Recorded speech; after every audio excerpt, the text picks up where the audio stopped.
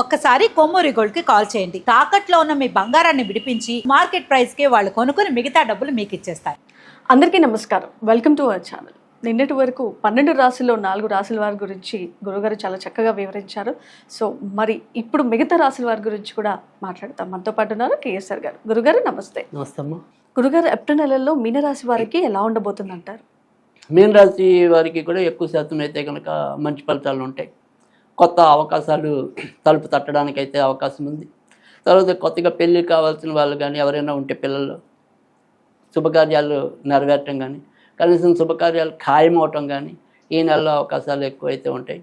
అయితే వచ్చే ఇబ్బంది ఏంటంటే వీళ్ళకి కూడా ఇప్పుడు ప్రస్తుతం ఏం నడుతుంది అనేది జరుగుతుంది కాబట్టి కొత్త బాధ్యతలు ఎలా కొత్త వస్తాయో అలాగే ఈ తిప్పట అంటే అధికంగా తిరగాల్సిన పరిస్థితి, లేదా మనం మనసుతో పెట్టి చేసేది బుర్రతో పెట్టి పని చేసేది అయితే ఆ బుర్ర మీద ఒత్తిడి, సో మార్కెటింగ్ ఉంది, శారీరక ఒత్తిడి, అంటే ప్రతిదీ కూడా శ్రమతో ఎక్కువ విజయం పొందటం అనేది ఉంది. సో శ్రమ లేకుండా అటు మానసిక సంఘర్షణ, శారీరక సంఘర్షణ ఈ రెండింటితోనే మీన రాశి వాళ్ళు ముందుకెళ్ళే పరిస్థితి ఉంది తప్ప అమ్మయ్య అన్నట్టుగా అయితే ఉండదు. బట్ ఓకే, కొత్త అవకాశాలు వస్తాయి. వీళ్ళు నిరూపించుకోవడానికి కొద్దిగా శ్రమ పడినా కూడా ఇది రైట్ టైం. సో మన మీద ఒక గురుతర బాధ్యత పెట్టారు. సో దాని నుంచి తప్పించుకు తిరగటమా, దాన్ని ఎదుర్కోవటమా? సో ఎదుర్కోగలిగిన పరిస్థితి ఇప్పుడు ఉంది. సో దానివల్ల సంఘర్షణ తప్పదు. అంటే ఛాలెంజింగ్ ఎక్కువ ఉంటాయి అంటారు. ఛాలెంజెస్ ఉంటాయి, బట్ ఛాలెంజ్ని వీళ్ళు తీసుకున్నా విజయం పొందగలరు. సో నిరాశ అవసరం లేదు. కానీ ఎప్పుడైతే ఛాలెంజెస్ మనం తీసుకున్నామో స్ట్రగుల్ అనేది ఉంటుంది అంతా ఆబ్వియస్గా ఉంటుంది కదా. సో ఆ రకమైన స్ట్రగుల్ అయితే కనుక ప్రస్తుతం అయితే కనుక మీన రాశికి ఉంది.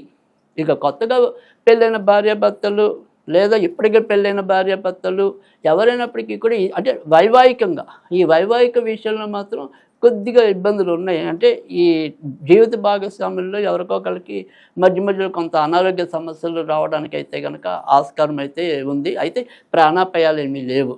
సో చతుర్థ స్థానంలో గురుడు ఉన్నాడు కాబట్టి వీరు ఏదో రకంగా రక్షించబడటం అనేది అయితే ఉంటుంది. గురుగారు, ప్రతి రాశులలో కూడా మనం ఒకటి గమనించాల్సింది ఏంటంటే వైవాహిక జీవితంలో ఏదో కొంత రకంగా అంటే ఆటంకాలు లేదంటే ఇబ్బందులు అనేవి అయితే మనం అన్ని రాశుల్లో చూస్తున్నాం. ఎందుకంటారు? అంటే సాధారణంగా ఇప్పుడున్న గ్రహస్థితిలోకి వచ్చేప్పటికి ఏంటంటే ఏదైనా ఈ రాహుకేతు అనేది ఇబ్బంది అనేది ఉంది. అంటే ఎవరికైతే మేలు చేయాల్సిందో భార్యాభర్తల పరంగా అక్కడ రాహుకేతు ఇబ్బంది ఉంది. తర్వాత ఎవరికైతే గురుడు వల్ల కుటుంబ జీవితం బాగుండాలో ఆయన గురుడు అష్టమంలో ఆయన యొక్క శత్రు మిథున రాశిలో ఉండటం అనేది ఉంది. అందుకని ప్రతి ఒక్క దాని మీద ఎంతో కొంత ఇంపాక్ట్ అనేది ఉంది. ఇప్పుడు కన్యారాశి ఉంది. కన్యారాశి వాళ్ళకి వైవాహిక జీవితం బాగుండాలి అనుకున్నప్పటికీ కూడా అక్కడ శని సప్తమ స్థానంలో ఉండటం అనేది. తర్వాత తులారాశికి బాగుండాలి అనుకుంటే కనుక ఆయన శత్రువు అంటే కుజుడు, ఆ కుజుడు ఆయన శత్రురాక్షమైన కుంభరాశిలో సంచరిస్తున్నాడు. అలా ప్రతి ఒక్కరికి ఏదో రకంగా మెలుకుంది ఇప్పుడు ఈ ప్రస్తుతం ఉన్న. అందుకని మీరు అన్నట్టుగా అంటే మీరు బాగా పరిశీలన చేశారు, అందరికీ ఇంచుమించుగా ఆ రకంగా ఉంది అన్నట్టుగా. కానీ ఉంది అంటే ఈ రకాలైన కారణాల వల్ల కొంత ఉంది. లేదు వీళ్ళిద్దరు బాగున్నారు అంటే కనుక ఖచ్చితంగా అనారోగ్యం. ఇటు ఏళ్ళనర్చన అనేది ప్రస్తుతం కుంభరాశికి ఉంది, మీనరాశికి ఉంది, మేష రాశికి ఉంది. మళ్ళీ అర్ధాష్టమ శ్రేణి ధనురాశికి ఉంది, అష్టమ శ్రేణి అనేది సింహరాశికి ఉంది. అంటే 5 రాశులు పోయాయి. గురుగారు, మరి ప్రతి రాశుల్లో కూడా గమనించింది ఏంటంటే ఆటంకాలు వైవాహిక జీవితంలో ఉంది అని.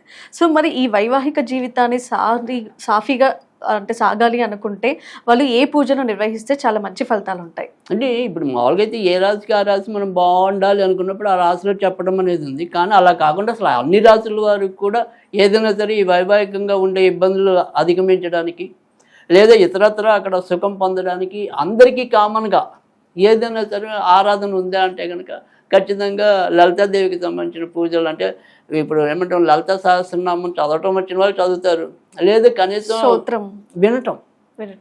ఇప్పుడు మనకు వస్తే ఓకే చదువుతాం, తప్పేందో చదివితే ఇంకా మంచిది. కనీసం మనకి నవమీద భక్తి మార్గాల్లో శ్రవణం అనేది కూడా ఉంది కాబట్టి విన్నా కూడా మంచిదే. సో అందుకని అప్పుడప్పుడు కనీసం ఈ నెలంతా కూడా ఈ రకమైన లలిత పారాయణ, లలిత సహస్రనామాలు వినటం, పారాయణ చేయొచ్చు, వినటమైనా శ్రవణమైనా చేయొచ్చు. ఈ రెండిట్లో ఏదో ఒకటి చేసినా సరిపోతుంది. గురుగారు, మీనరాశి వారు ఎలాంటి రత్నాన్ని ఉపయోగిస్తే మంచి ఫలితాలు ఉంటాయి? మీనరాశి వాళ్ళు అయితే కనుక కనకపుష్ప రకం ధరించినట్టయితే కనుక మంచి ఫలితాలు మరింత పెరుగుతాయి.